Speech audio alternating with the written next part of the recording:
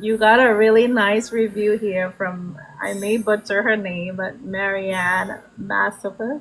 And she calls the book the Trauma Survivor's Bible. So, I mean, that's pretty huge for someone to say, So, what makes this book a necessary read in today's mental health climate? Like, what would you say would do that? Well, what I'd say that she was referring to was that she found the book to be extremely informative about the trauma recovery process.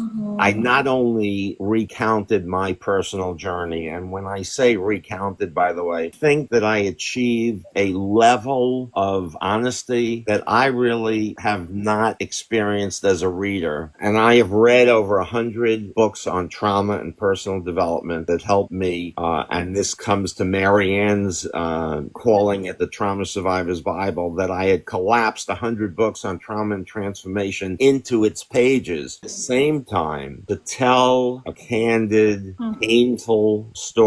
And as I said in the book, when I began writing this, I had no idea what the end was going to be. I mean, I just sat there and wrote. I didn't know. I wasn't healed. I didn't know if I would heal. In fact, there were many days where I didn't know if I would live. I did not know if I would survive. I did not know if I could survive. I didn't know if I had the tools. And I turned to unhealthy coping mechanisms, as many people often do when they're faced with post-traumatic stress disorder.